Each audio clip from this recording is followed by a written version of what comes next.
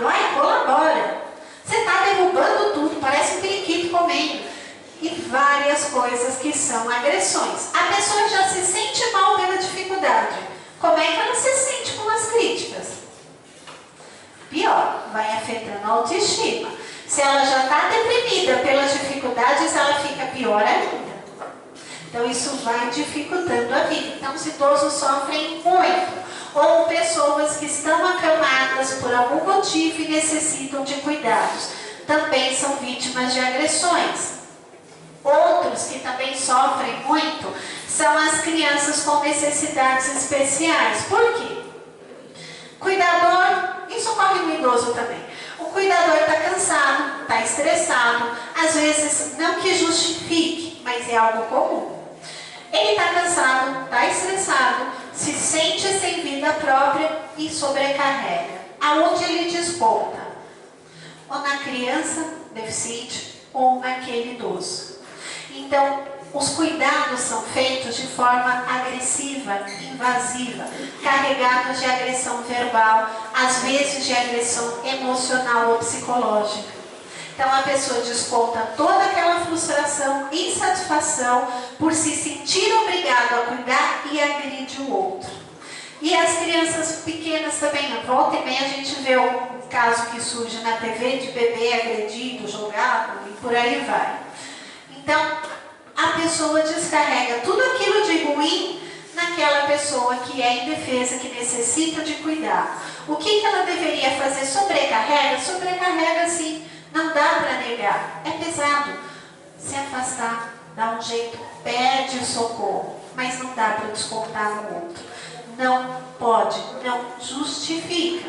Explica, mas não justifica. Mas eles sofrem muitas agressões.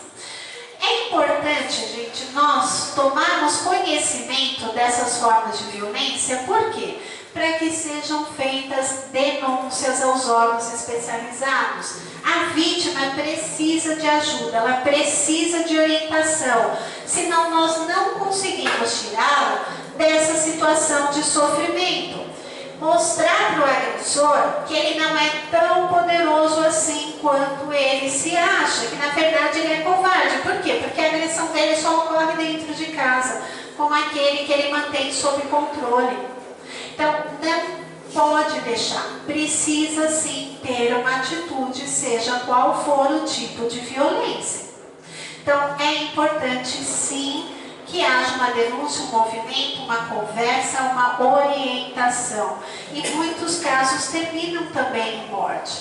Nós não podemos fingir que não está acontecendo nada e fechar os olhos, sem contar que tem várias formas de fazer denúncias anônimas. Só que o medo não pode permitir com que nós estejamos deixando o outro sofrendo agressão e até correndo risco de vida.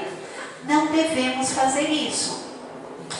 Qual é a importância do espiritismo para superar a violência doméstica? É importante? Ajuda? Muito.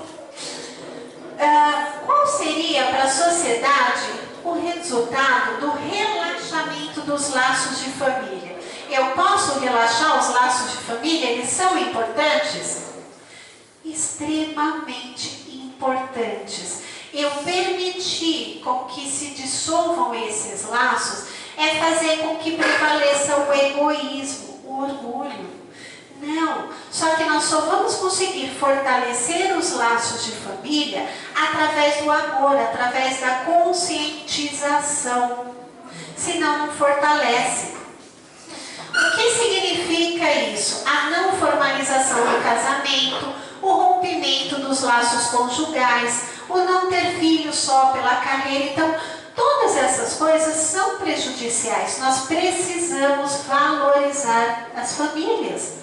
Eu não posso desvalorizar. Até quando nós falamos da denúncia, da observação, não é que eu não possa insistir no casamento. Eu posso, eu preciso. Nós sabemos que precisamos ter uma ligação com a pessoa. Mas eu não posso persistir numa situação de violência ou de agressão que é destrutiva para os dois lados e que podem pôr fim a um projeto reencarnatório efetivamente. Isso é muito mais grave. Então eu vou investir na família, nós vamos educar, vamos falar, vamos buscar melhorar a relação, sim, para evitar chegar naquela situação de violência, para que ela não ocorra e para que não tenha que haver uma cisão. Só que quando nós investimos em laços de amor, de conciliação, nós não chegamos na violência, nós conseguimos evitar. Se nós conseguirmos evitar aqueles primeiros desgastes, nós não chegamos no extremo. O que são esses primeiros desgastes? Então, tem um desentendimento, tem um pequeno atrito por qualquer motivo. Não conversa, vai lá e deixa para lá, não fala. Passou um tempo, teve um choque. Passou, reconciliou, também não conversou. Quando chegar no terceiro ou quarto, como é que vão estar os dois? Por aqui. Aí o que acontece? Explode. Aí a gente fala que desenterra todos os defuntos. Olha, porque naquele dia, tal horário, você fez isso e daquela vez descarrega tudo. Gente, não funciona, não é mais diálogo, não vai adiantar. Aí vai ser confronto, não vai ser mais diálogo, vão ser acusações trocadas. Os dois fervendo. Aí pronto, saiu. Então, evitar. Teve o primeiro desentendimento, passado aquele momento inicial, é conversar, é tentar pôr as claras. Ó, vem cá, o que aconteceu? Vamos falar sobre isso. Precisa haver o diálogo, precisa haver o entendimento. Os conflitos se avolumam, na medida em que eles aumentam, os diálogos diminuem. É aí onde podem surgir as primeiras agressões. Por quê? Não tem diálogo, não tem conversa, nós vamos reagir como? Pela força. Impor, aí vem a agressão. No começo ela até é verbal e ela pode ir crescendo até chegar à violência física. E nós precisamos evitar isso. Com a criança ocorre. Você fala não, grita, vai, não funciona. Qual é o último recurso que usa, que não deveria? Agressão. Com o casal é a mesma coisa. Vai do desentendimento, vai piorando, vai na agressão verbal, vai indo, aí vem o aperta o braço ou segura mais forte e vai evoluindo, é porque eu não achei outra palavra, né? Mas vai intensificando até chegar numa agressão efetiva. Então, a partir do momento que nós estudamos a doutrina, esses princípios, nós entendemos que precisamos intervir antes, no início, para evitar que chegue neste ponto, para prevenir essa agressão. Essas agressões não vão machucar só o corpo físico, a agressão do corpo até passa, mas elas vão desestruturar o perispírito, tanto do agressor quanto da vítima, principalmente do agressor. Vão atrapalhar projetos reencarnatórios das duas criaturas. É algo grande, quando tem filhos envolvidos, a coisa cresce mais ainda de figura. Então precisa se evitar a agressão, precisa se intervir antes que aumente, antes que cresça. Relaxar esses laços de família pode começar através de uma resposta mais atravessada, até aquele ato de violência propriamente dito. Então, é evitar a resposta atravessada, ou se ela já ocorreu, em algum momento depois que baixar o calor da coisa, porque no calor não dá para conversar, vai ser um tiroteio, verbal mesmo. Então, deixa baixar a poeira e conversa. Nós temos dificuldade de diálogo. O nosso diálogo não é diálogo, é monólogo. Eu estou lá falando para ele, olha, eu estou brava com você porque você fez aquilo. Quando eu começar a falar, o que ele vai fazer? Ele vai me ouvir? Não. Ele vai começar a pensar numa defesa. Não, ela está doida. Ela está falando isso, mas não foi isso. Ela entendeu tudo errado. Eu vou explicar o que ele está pensando. E eu estou aqui falando. Quando eu terminei de falar, o que vai acontecer? Ele vai disparar tudo o que ele pensou. E ouviu? Não.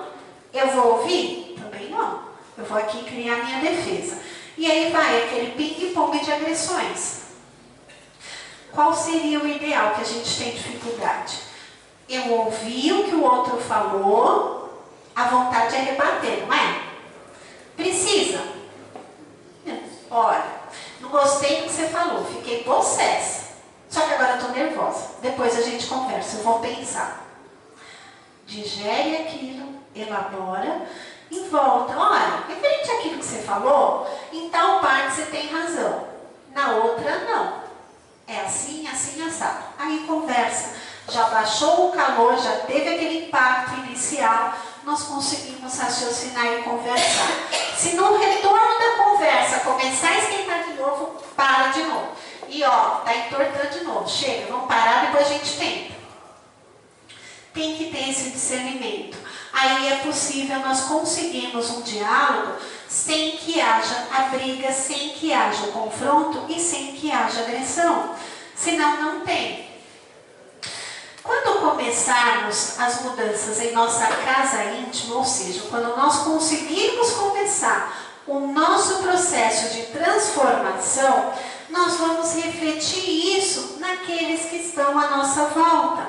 Então, quando nós estamos trabalhando os nossos defeitos, nós vamos agredir? Não, porque eu vou estar observando o que eu estou fazendo, eu vou estar observando o meu comportamento. A casa, a família, vai se transformando gradativamente na medida que eu começar a mudar, que eu começar a olhar aquilo que eu estou fazendo. Então, nós vamos mudando os papéis, nós vamos melhorando. Por isso que em quase todas as palestras, vocês devem ouvir falar sobre a tal da reforma íntima. É a base. Se eu estou fazendo isso, olhando os meus defeitos, eu não vou perceber que eu estou agredindo o outro? Vou. E se eu percebo isso, eu tenho a obrigação de mudar. Eu preciso fazer alguma coisa, não é o outro. Não, quando ele mudar o comportamento, eu melhoro com ele. Não, eu preciso mudar. Depois ele vê o que faz com a parte dele. Ninguém consegue mudar o outro. Nós só conseguimos mudar uma pessoa, a nós mesmos. Cada um só consegue mudar a si mesmo. E essa é a ideia.